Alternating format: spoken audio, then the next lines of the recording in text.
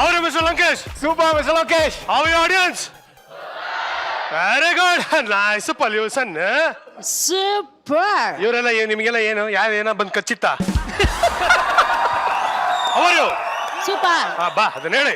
ಮನೆಯಲ್ಲಿ ಕೂತು ವೀಕ್ಷಿಸ್ತಾ ಇರುವಂತಹ ಎಲ್ಲ ವೀಕ್ಷಕರಿಗೂ ಸ್ವಾಗತ ಸುಸ್ವಾಗತ. ನೀವು ನೋಡ್ತಾ ಇದ್ದೀರಾ ನಿಮ್ಮ ನೆಚ್ಚಿನ ಕಾರ್ಯಕ್ರಮ ಮಜಾ ಟಾಕೀಸ್.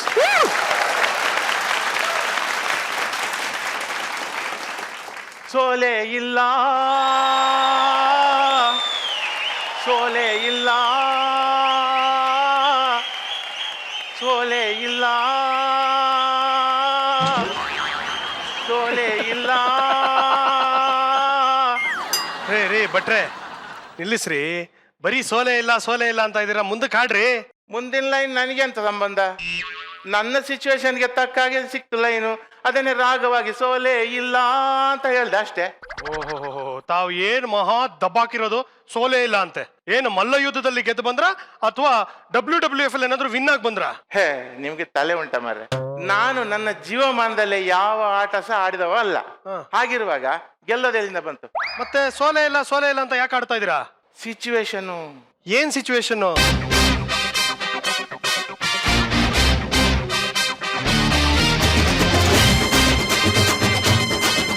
ನೋಡಿ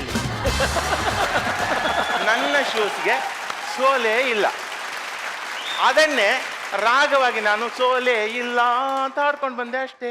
ಕರ್ಮಾರಿ ಅಲ್ಲ ರೀ, ಹೊಸ ಶೂಸ್ ತಗೋಬೇಕು ತಾನೆ, ಯಾಕ್ರಿ ಇವೆಲ್ಲ ಮಾಡ್ತಾ ಇದೀರಾ? ಹೊಸ ಶೂ ನೀವೇ ಪೇಮೆಂಟ್ ಕೊಟ್ರೆ ತಾನೇ ನಾನು ತಗೊಳ್ಳೋದು. ಹಸಿವಾದಾಗ ಅನ್ನ ತಿನ್ನಿಸ್ತೀರಿ, ಪೇಮೆಂಟ್ ಕೇಳಿದಾಗ ಮಾತಲ್ಲೇ ಬೆಣ್ಣೆ ತಿನ್ನಿಸ್ತೀರ.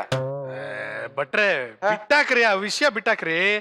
ಅಲ್ಲ ಓಕೆ, ಶೂ ಬಿಟ್ಟಾಕ್ರಿ. ಏನ್ರಿ ಇದು ಹಿಂಗ್ ಹೊಟ್ಟೆ ಬೆಳೆಸಿದಿರಾ? ಒಂದ್ ಸ್ವಲ್ಪ ಸ್ಲಿಮ್ ಆಗಿ ಇಟ್ಕೊಳ್ರಿ ಬಾಡಿನ. ಹೌದಾ? ಸ್ಲಿಮ್ ಆಗೋದು ಹೇಗೆ ಸ್ವಲ್ಪ ಹೇಳಿಕೊಡಿ ನೋಡುವ. ಯೋಗ ಜಿಮ್ಮು ಅವೆಲ್ಲ ಮಾಡ್ರಿ, ನಿಮ್ಗೊಂದ್ ಸ್ವಲ್ಪ ಬಾಡಿ ಮೇಂಟೈನ್ ಆಗುತ್ತೆ. ಅಕಸ್ಮಾತ್ ಅದೆಲ್ಲ ಮಾಡ್ಲಿಲ್ಲ ಅಂದ್ರೆ BP ಶುಗರ್ ಬಂದು ಬೇಗ ಹೊಗೆ ಹಾಕಿಸ್ಕೊಂಡ್ಬಿಡ್ತೀರಾ. ಮದುವೆ ಬೇರೆ ಆಗಿಲ್ಲ ಪಾಪ. ಎಂತ ಮಾತಾಡ್ತೀರಿ ಮಾರ್ರೆ? ನಾನು ನನ್ನ ಜೀವನದಲ್ಲಿ ಯೋಗ ವ್ಯಾಯಾಮ ಜಿಮ್ ಎಂತ ಮಾಡುದಿಲ್ಲ, ಆಗ್ಲೇ ಆಯುಷ್ಯ ಜಾಸ್ತಿ ಆಗೋದು. ಜಿಮ್ ಮಾಡ್ಲಿಲ್ಲ ಅಂದ್ರೆ ಆಯುಷ್ ಜಾಸ್ತಿ ಆಗುತ್ತಾ? ಹೌದು. How is it? ನೋಡಿ, ಇವಾಗ ಮೊಲ ಸ್ಮಾರ್ಟ್ ಆಗಿ ಸ್ಲಿಮ್ ಆಗಿ ಚಿಕ್ಕದಾಗಿ ಚೊಕ್ಕದಾಗಿದೆಯಲ್ಲ, ಹೌದು, ಆಟ ಆಡ್ತದೆ, ಓಡ್ತದೆ, ಜಿಗಿತದೆ, ಎಲ್ಲ ವ್ಯಾಯಾಮ ಆಗ್ತದೆ. ಹೌದು. ಆದ್ರೆ ಎಷ್ಟು ವರ್ಷ ಬದುಕ್ತದೆ? 10 ವರ್ಷ 12 ವರ್ಷ 15 ವರ್ಷ 15 ವರ್ಷ ಅಷ್ಟೇ. ಆದ್ರೆ ಆನೆ ಎಂತ ಮಾಡುದಿಲ್ಲ, ನಿಂತಲ್ಲೇ ಸೊಪ್ಪು ತಿನ್ಕೊಂಡು ಅಲ್ಲೇ ಲದ್ದಿ ಹಾಕೊಂಡು ಆರಾಮಾಗಿರ್ತದೆ, 120 ವರ್ಷದ ಬದುಕ್ತದೆ. ಅರ್ಥ ಆಯ್ತಲ್ಲ? ನಾನು ಹೇಳ್ದಾಗೆ ನೀವು ಜಿಮ್ಮಿಗೆ ನಾಳೆಯಿಂದ ಹೋಗೋದು ಬಿಟ್ಬಿಡಿ, ಇಲ್ಲೇ ನಿಂತ್ಕೊಂಡು ಸೊಪ್ಪು ತಿನ್ಕೊಂಡು ಆರಾಮಾಗಿರಿ. ನೀವು ಇನ್ನೂ ಸಣ್ಣಗಾಗ್ಬಿಡ್ತೀರಾ. ಬರಲಾ?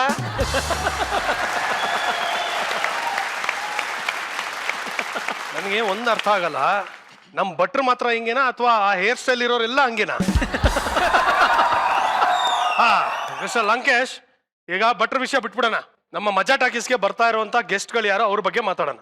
ನೋಡಿ, ನಮ್ಮ ಚಿತ್ರರಂಗದಲ್ಲಿ ಕೆಲವೊಂದು ಕುಟುಂಬಗಳಿದೆ. ಆ ಕುಟುಂಬದ ಸದಸ್ಯರು ಕಲಾ ಸೇವೆಗೆ ಅಂತಾನೆ ತಮ್ಮ ಜೀವನವನ್ನ ಮುಡುಪಾಗಿಟ್ಟಿರ್ತಾರೆ. ಚಿತ್ರರಂಗದ ಒಂದಲ್ಲ ಒಂದು ವಿಭಾಗದಲ್ಲಿ ಆ ಮನೆ ಸದಸ್ಯರು ಇವಾಗ್ಲೂ ಕೆಲಸ ಮಾಡ್ಕೊಂಡೇ ಬಂದಿದ್ದಾರೆ. ಅವ್ರಿಗೆ ಚಿತ್ರರಂಗನೇ ಉಸಿರು, ಸಿನಿಮಾನೇ ಅವ್ರ ಜೀವನ, ನಾಟಕ ಅನ್ನೋದು ಪಂಚ ಪ್ರಾಣ. ನಿಮಗೆಲ್ಲ ಗೊತ್ತಿರೋ ಹಾಗೆ ನಮ್ಮ ಕುಟುಂಬನೂ ಹಾಗೆ. ಸಿನಿಮಾ ಹಾಗೆ ನಾಟಕ ಅಂದ್ರೆ ನಮ್ಮ ಜೀವನದಲ್ಲಿ ಒಂಥರ ಅವಿಭಾಜ್ಯ ಅಂಗ ಆಗೋಗಿದೆ. So we live for performance. ನಾಟಕ ಅನ್ನೋದು ನಮ್ಮ ಲೈಫು, ಸಿನಿಮಾ ಅನ್ನೋದು ನಮ್ಮ ಲೈಫು. ಅದೇ ರೀತಿ ಇನ್ನೊಂದು ಕುಟುಂಬ ಇದೆ, ಅವರು ಕೂಡ ಸಾಕಷ್ಟು ಸಾಧನೆಯನ್ನ ಮಾಡಿದ್ದಾರೆ. ಇಡೀ ಫ್ಯಾಮಿಲಿನೇ ತಮ್ಮನ್ನ ತಾವು ತೊಡಗಿಸ್ಕೊಂಡಿದ್ದಾರೆ. ಸೊ ಅಂತ ಒಂದು ಅದ್ಭುತವಾದಂತಹ ಒಂದು ಫ್ಯಾಮಿಲಿ ಮೆಂಬರ್ಸ್ ನ ಇವತ್ತು ವೆಲ್ಕಮ್ ಮಾಡೋಣ. Please welcome the wonderful Belawadi family. Bhargavi ಅಮ್ಮ, ಸುಧಾ ಬೆಳವಾಡಿ, ಪ್ರಕಾಶ್ ಬೆಳವಾಡಿ ಅಂಡ್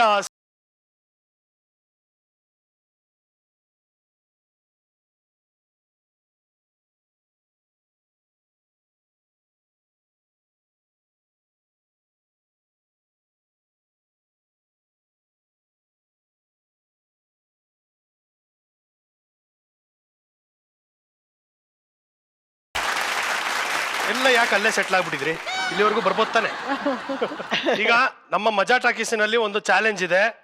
ಇದು ಒಂದು ನೇರ ಸವಾಲ್ for our Sudha Belawadi and our ever shining star mister Indrajit Lankesh. ನೀವು ಸ್ಮೈಲಿಂಗ್ ಸ್ಟಾರಾ? ಬೀಟ್ ಮಾಡಿ ನೋಡೋಣ. ನಗೋದ್ರಲ್ಲಿ ಯಾರು ಬೆಸ್ಟ್ ಅಂತ ನೋಡಬಿಡ್ತೀನಿ, ನೋಡೋಣ.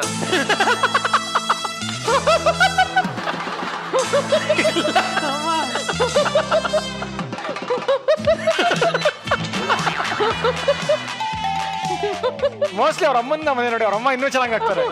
ಆದ್ರೆ ಸೌಂಡ್ ಬರಲ್ವಲ್ಲ. ಚೆನ್ನಾಗಿದ್ದೀರಾ? ಚೆನ್ನಾಗಿದ್ದೀನಿ. ತಾವು? ಏನೋ ನೀವು ನೋಡಿದ್ರೆ ಚೆನ್ನಾಗಿದ್ದೀವಿ. ಹೌದಾ? ದೇವ್ರು ಅಮ್ಮ ನೀವಾಗಿದ್ರಿ? ಭಯಂಕರ ಚೆನ್ನಾಗಿದ್ದೇನೆ. ಭಯಂಕರ ಅಂದ್ರೆ ತುಂಬಾ. ಹಾ, ವೆರಿ ಗುಡ್. ತಾವು? ಓಕೆ. ಎಷ್ಟು ಸೈಲೆಂಟ್ ಆಗಿದ್ದಾರೆ, ಆಶ್ಚರ್ಯ ಪಡ್ಬೇಕು. ಅವ್ರಿಗೆ ಗೊತ್ತಿದೆ ಸೃಜನ್ ಜೊತೆ ನಿಂತ್ಕೋಬೇಕು ಅಂತ, ದೊಡ್ಡ ಹಿಲ್ಸ್ ಹಾಕೊಂಡ್ಬಂದಿದ್ದಾರೆ. ನಾನೇ ಗಮನಿಸಿಲ್ಲ. ನೀವು ಯಾವ ಹೆಣ್ಮಕ್ಳು ಬಂದ್ರು ಕೆಳಗಿಂದ ಮೇಲೆ ನೋಡ್ಬಿಡ್ತೀರಲ್ಲ ನೀವು. ಪಾಪ ಅವ್ರ ಶೂಸ್ ಬಗ್ಗೆ ಏನಾದ್ರು ಮಾತಾಡಿ ನೀವು. ಇಲ್ಲ, ಪ್ರಕಾಶ್ ಗೊತ್ತು, ವೆರಿ ಸಿಂಪಲ್ ಮ್ಯಾನ್. ಕರೆಕ್ಟ್. ತುಂಬಾ ಸಿಂಪಲ್ ಲಿವಿಂಗ್, ಹೈ ಥಿಂಕಿಂಗ್ ಅವರು. ಹೌದು, simple living, high thinking. But super hair style ಎಲ್ಲ ಫುಲ್ ಚೇಂಜ್ ಆಗ್ಬಿಟ್ಟಿದೆ. ಇಲ್ಲ, ಯಾವ್ದೋ ಪಿಕ್ಚರ್ಗೆ ಬೇಕು, ಅದಕ್ಕೆ ಮಾಡ್ಕೊ. ಅಲ್ಲ ಆಗ್ಲಿ, ಒಂದ್ 10 ವರ್ಷ ಕಮ್ಮಿ ಆಗಿಲ್ಲ? ಒಂದ್ 10 ವರ್ಷ. ನನ್ ತಮ್ಮನ್ ತರ ಕಾಣ್ತಾ ಇದಾರ. ಸೃಜನ್ ಅವ್ರ ತಮ್ಮನ್ ತರ ಕಾಣ್ತಾರೆ ಅಂದೆ. ಅಲ್ಲ, ಅವ್ರಿಗೆ ಏಜ್ ಗೊತ್ತೇ ಆಗ್ಬಾರ್ದು ಅಂದ್ಬಿಟ್ಟು ಕೂದಲೇ ಬೆಳೆಸ್ತಾ ಇಲ್ಲ ಅವರು. ಬಿಳಿ ಕೂದಲಾದ್ರೂ ಬರ್ಲಿ, ಕಪ್ಪಾದ್ರೂ ಇರ್ಲಿ, ಏನು ಗೊತ್ತಾಗ್ಬಾರ್ದು ಅಂತ. ಕಳ್ಳ, ನನಗೆ ಗೊತ್ತು. ಅದೇ ತಾನೇ ಸೀಕ್ರೆಟ್. ಕರೆಕ್ಟ್ ಆಗಿ ಕ್ಯಾಚ್ ಹಿಡಿದ್ರಿ. ಕಳ್ಳ. ಎಲ್ಲರಿಗೂ ಸ್ವಾಗತ. ಬನ್ನಿ ಕೂತ್ಕೊಳ್ಳಿ, ಮಾತುಕತೆ ಮುಂದುವರ್ಸೋಣ, ಹರಟೆ ಹೊಡೆಯೋಣ. ಈ ಬೆಳವಾಡಿ ಫ್ಯಾಮಿಲಿ ಅಂದಿದೆಯಲ್ಲ, ತುಂಬಾ ಅದ್ಭುತವಾದಂತ ಕಥೆಗಳಿದೆ. ಸೊ ಒಬ್ಬೊಬ್ಬರಾಗಿ ಶುರು ಮಾಡೋಣ. ಮೊದಲನೇದಾಗಿ ನಾನು ಕೇಳಬೇಕಾಗಿರೋದು ತಮಗೆ, ನಿಮ್ಮ ಫ್ಯಾಮಿಲಿಯಲ್ಲಿ ಒಬ್ಬ ಬಹಳ ಮುಖ್ಯವಾದಂತ ಒಬ್ಬ ವ್ಯಕ್ತಿ ಇದಾನಂತೆ, ಗುಂಡ ಅಂತ. ಗುಂಡ, ದಯವಿಟ್ಟು ಗುಂಡನ ಬಗ್ಗೆ ಹೇಳಿ. ಈ ಗುಂಡ ಅಲ್ಲ. ಗುಂಡನ್ ಬಗ್ಗೆ ನನ್ಗಿಂತ ಸಂಯುಕ್ತ ಚೆನ್ನಾಗಿ ಹೇಳ್ತಾಳೆ. ಹೇಳಮ್ಮ. ಯಾಕೆಂದ್ರೆ ಅವಳಿಗೆ ತುಂಬಾ ಪ್ರೀತಿ. ಹೌದಾ? ನಾನ್ ಹೇಳ್ತೀನಿ, ಅದು ನಿಮ್ಗೆ ಯಾರು ಅಂತ ಗೊತ್ತಾಗ್ಬೇಕಂದ್ರೆ ನಾನು ಒಂದ್ ಸಣ್ಣ ಪರಿಚಯ ಮಾಡ್ಕೊಡ್ತೀನಿ. ಅವಳು ಮನೆಗ್ ಬಂದಾಗ ನಾನ್ ಬಾಗ್ಲು ತೆಗೆದ್ರೆ ಅಮ್ಮ ಹೇಗಿದ್ಯಾ ಅಂತಾಳೆ. ಅದು ಬಂದು ಬಾಗ್ಲಲ್ಲಿ ನಿಂತ್ರೆ hello baby how are you ಅದ್ರ ಫುಲ್ ಮುದ್ದು. ಅದಕ್ಕೆ ನಂಗೆ ಏನೋ ಅಷ್ಟೇ. ಯಾವ್ದು ಅದು ಅಂದ್ರೆ? ನಾಯಿ. ಏನ್ ಸರ್ ಇದು?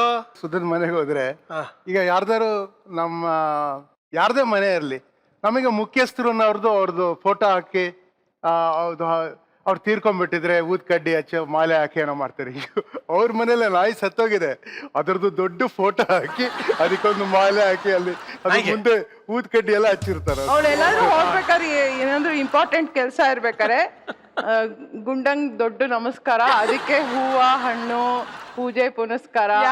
ಆಮೇಲೆ ಅದೇನ್ ವಿಶೇಷ ನಾಯಿ ಇಲ್ಲ, ಅದು ಯಾವ್ದೋ ಕಂತ್ರಿ ನಾಯಿ ಅಂತ ಸಾಕಿರೋದು. ಕಂತ್ರಿಗಿಂತ್ರಿ ಅಂತ ಹೇಳ್ಬೋದು. ಅದು ಅವ್ರ ಮನೆ ಮೋರಿ ಹತ್ರ ಇದ್ದ ಸಣ್ಣ ನಾಯಿ ಮರಿ.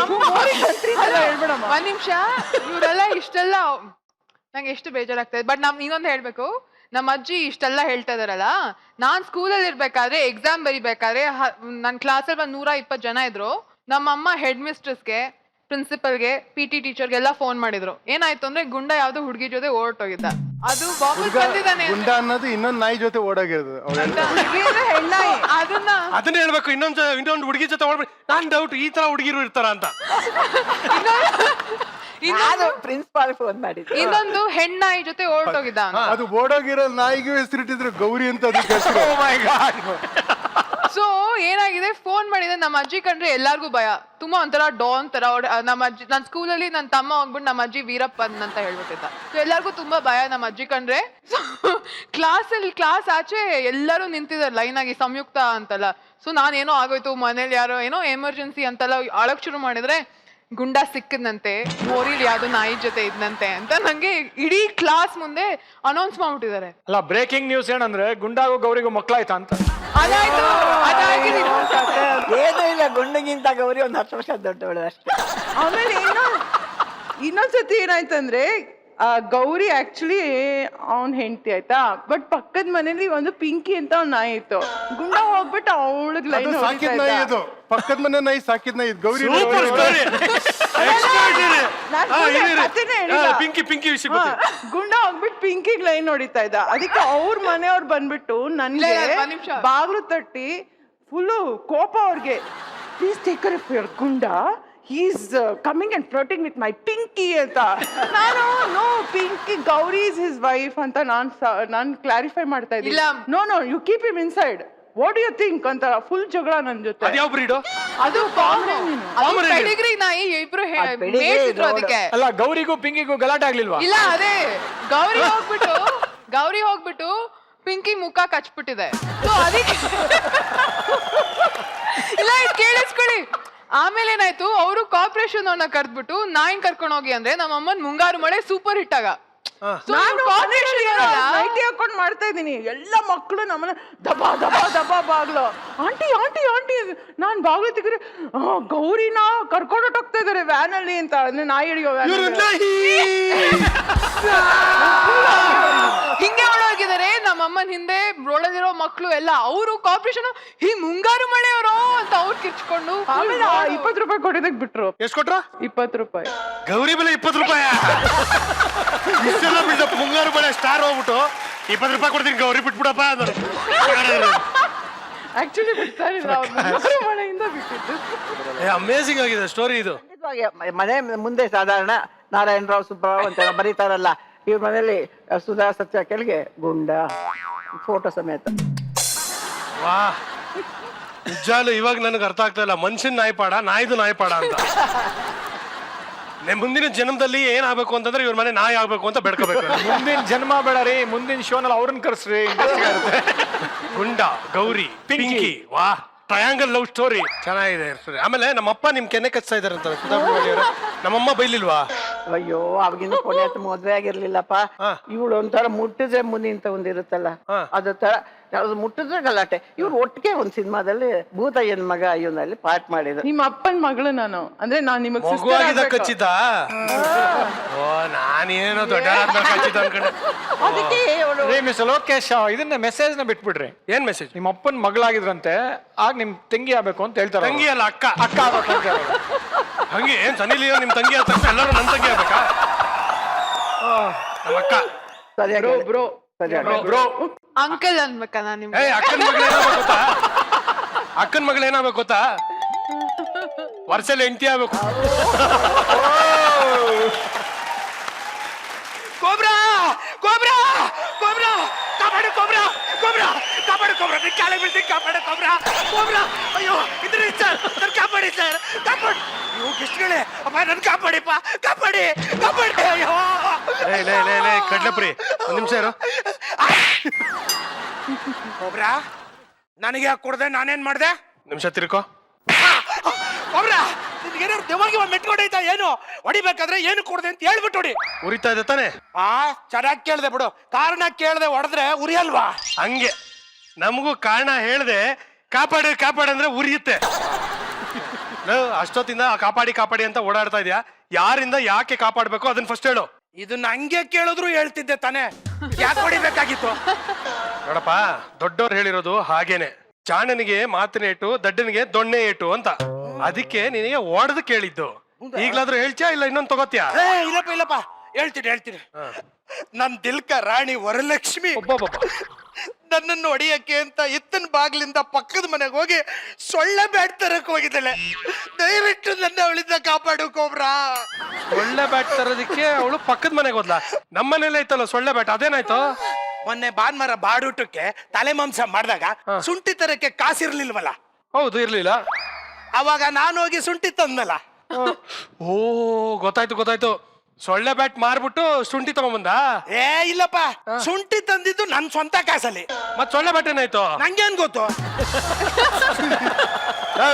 ಮತ್ ಮಧ್ಯದಲ್ಲಿ ಶುಂಠಿ ಮ್ಯಾಟ್ರ್ ಯಾಕೋ ತಗೊಂಬಂದೆ? ನೆನಪಾಯ್ತು ಹೇಳ್ದೆ, ಅದಕ್ಕೂ ಇದಕ್ಕೂ ಏನ್ ಸಂಬಂಧ?